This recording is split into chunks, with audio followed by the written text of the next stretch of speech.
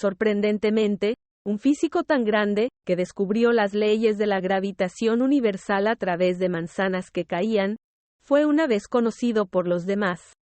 Su piedad, un conocimiento de la Biblia tan profundo que podría silenciar a los monjes y obispos más sabios. Dedicó la mayor parte de su vida a las ciencias no naturales. Física, óptica, matemáticas, creó el cálculo diferencial integral, por cierto. Como era muy religioso, dedicó la mayor parte de su tiempo a la teología y los estudios bíblicos. Incluso por el volumen de sus obras escritas quedó claro, trabajó más en temas religiosos que científicos. Explicaba este sesgo de forma sencilla: la gravitación explica el movimiento de los planetas, pero no puede explicar quién los hizo moverse. Solo Dios puede explicarlo todo. Él sabe todo lo que pasa y todo lo que va a pasar. El primer desafío que se propuso Sir Isaac fue desentrañar algún tipo de clave oculta en el texto de la Biblia. Newton estaba sinceramente convencido de que el Antiguo Testamento no es solo un conjunto de reglas, sino algo más. Almacena información sobre todos los acontecimientos que han sucedido en la Tierra. Además, sabe del futuro, porque por algo fue llamado por los antiguos el libro de los libros, el gran libro. Isaac Newton pasó años, pero no pudo encontrar la clave del cifrado de la Biblia.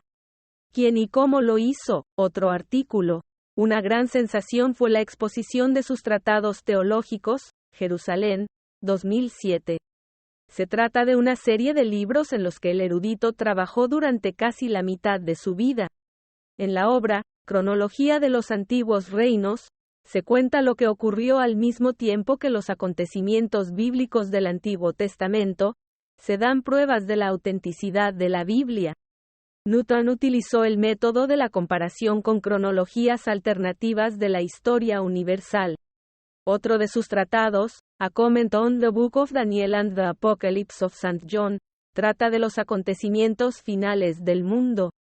En su obra teológica, A Historical Tracing of Two Notable Distortions of the Holy Scriptures, Sir Isaac analiza textualmente, y critica severamente, 2 versículos del Nuevo Testamento que atestiguan la Trinidad de Dios y la deidad de Jesucristo. De eso tratará este artículo. Un agitador de fundamentos, con tal nombre Sir Isaac podría entrar en la historia del mundo, eclipsando sus títulos y rangos académicos. Ni ocultar ni disimular sus opiniones religiosas de un terriariano. Una de las principales áreas de los estudios religiosos de Newton fue la restauración de la fe cristiana original. Manipulada y tergiversada en los primeros siglos de la religión, en su opinión. El principal sinvergüenza falsificador fue identificado con toda seguridad, el obispo Atanasio el Grande, 295-373 después de Cristo, y su horda de partidarios. Fueron ellos los que consiguieron vender la decisión sobre la herejía de las opiniones de Arrio en el primer concilio ecuménico sobre la naturaleza de Cristo y su relación con Dios.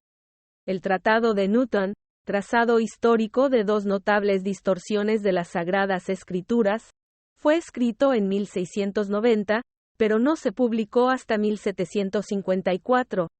La razón era sencilla: el Estatuto de 1697, para la supresión de la blasfemia y la impiación, convertía en delito negar a cualquiera de las personas de la Trinidad. Derrota de derechos, encarcelamiento y, en caso de obstinación y reincidencia, pena de muerte. En 1693 la Cámara de los Lores ordenó quemar un panfleto que contenía la negación de la verdad de la doctrina de la Trinidad. En 1697 en Edimburgo, Escocia, por negar la Trinidad fue ahorcado Thomas Aikenhead, hijo de un famoso médico. William Whiston, amigo de Isaac Newton, fue despojado de su cátedra y expulsado de la Universidad de Cambridge en 1710 por sus afirmaciones de que el credo de la Iglesia primitiva era el arrianismo. A Newton le resultaba imposible hablar abiertamente de tales opiniones religiosas. En el ambiente profesoral de Inglaterra, la mayoría de los científicos se ordenaban sacerdotes, un comportamiento insuficientemente piadoso podía acarrear problemas en su carrera. Solo en memoria del propio Sir Isaac se produjeron 3 episodios en los que, por ateísmo o interpretaciones libres de la Biblia, profesores y becarios fueron expulsados de universidades y colegios. Además, el mecenas y maestro de Newton, Isaac Barrow, era un reputado teólogo, autor de un tratado en defensa de la Trinidad y ardiente luchador contra el arrianismo. Como no deseaba poner a prueba su carrera académica con el destierro, las maldiciones de la Iglesia anglicana oficial y la derrota en los derechos, Newton prefirió mantener sus opiniones en secreto. Lo que Newton descubrió en primer lugar, hizo un estudio de todos los antiguos textos probatorios de la Iglesia disponibles en ese momento, que se relacionaban de una u otra manera con la herejía del arrianismo. Consistieron en interpretar solo 2 pasajes controvertidos de la Biblia cristiana, los versículos 5 a 7 del capítulo 5 de la primera epístola del apóstol Juan, y el versículo 16 del capítulo 3 de la primera carta del apóstol Pablo a Timoteo. La cuestión es sencilla, la frase tomada en el análisis fue, porque hay 3 testigos en el cielo, el Padre, el Verbo y el Espíritu Santo, y estos 3 son uno. Epístola de Juan. Sir Isaac, utilizando los escritos de los primeros padres de la Iglesia, manuscritos en griego y latín, y la evidencia de las primeras versiones de la Biblia, señaló un punto sospechoso. La frase faltaba en los originales griegos. Para rastrear el camino de la falsificación, Newton reelaboró todas las fuentes primarias latinas. Resultó que los textos mismos tampoco tenían nada parecido. Al principio, el científico solo encontró comentarios en los márgenes, en una presentación similar, luego, mágicamente, incluida en el propio texto de la Sagrada Escritura romana. Newton anota, esta frase forma parte por primera vez del texto griego con el que trabajaba. Solo en 1515, fue corregida por la mano del cardenal Francisco de Cisneros, en el paradigma común del texto latino de las Escrituras. Se hizo de forma tan obvia y burda que arruinó por completo el significado y el contexto del versículo en cuestión. En aras de distorsionar el significado, con la carta del apóstol Pablo a Timoteo, uno de los 70 apóstoles enviados por Cristo para predicar la palabra, la historia resultó tener mal olor. Newton mostró con sus dedos cómo la palabra, Dios, fue insertada en el texto griego con una ligera alteración. Para que el texto dijera, Dios apareció en la carne, se añadieron 2 letras, the, al pronombre griego, os, el uno, para hacer teos, Dios. Sir Isaac ha demostrado por muchos extractos de los primeros escritores de las Escrituras, no sabían nada de tal cambio de texto. La conclusión del gran teólogo y erudito fue sombría. Arrio fue simplemente calumniado en el concilio ecuménico, por mayoría de votos y por razones políticas, adoptó el punto de vista del falsificador Atanasio. Según Newton, debido a la introducción del dogma de la Trinidad y el culto a los santos y sus reliquias extendido en esa época, la versión latina del cristianismo se convirtió en una herejía idólatra, una religión falsa.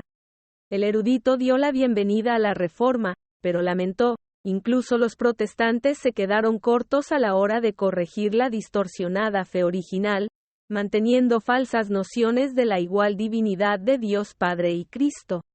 Newton demostró, muchos en correspondencia privada lo insinuaron, las Sagradas Escrituras habían sido reescritas y distorsionadas.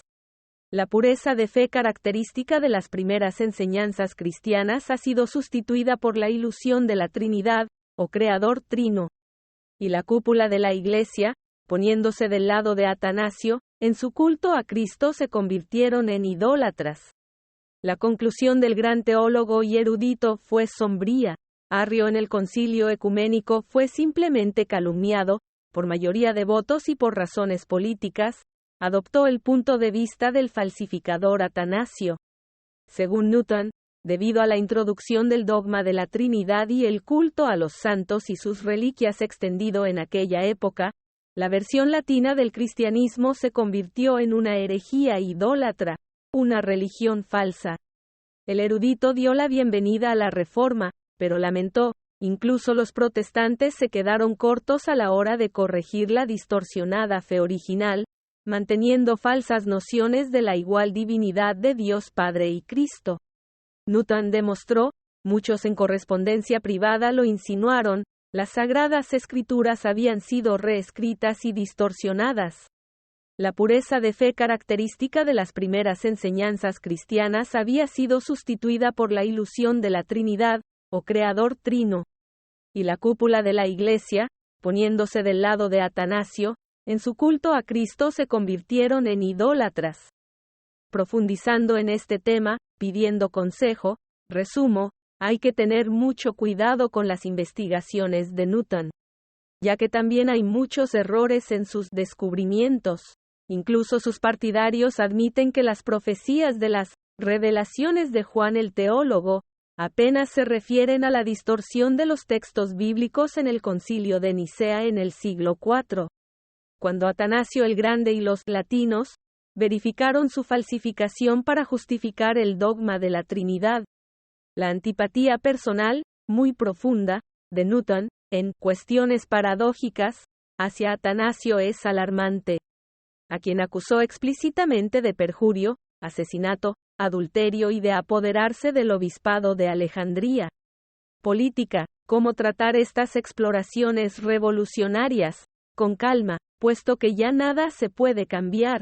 Los teólogos seculares consideran cautelosamente su versión de falsificación, con una alta probabilidad de acuerdo, pero dejando espacio para las palabras, muy posiblemente, porque, habiendo leído su otro tratado, Observaciones sobre el Apocalipsis, sospechan muy razonablemente que Sir Isaac tiene prejuicios abiertos contra la Iglesia católica. Confirmo, demasiado grande era el deseo del gran científico de ver en la apocalíptica ramera de Babilonia la Iglesia católica romana papal. Este fue el orden de la vida misma del genio. Fue testigo de los reinados de Carlos I, su hijo Carlos II, con sus sangrientos intentos de restaurar el catolicismo en Inglaterra.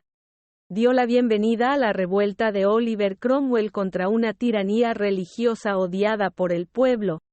Lo más probable es que le impulsara el deseo de un verdadero patriota inglés de tomar parte en la santa lucha. Con su pluma,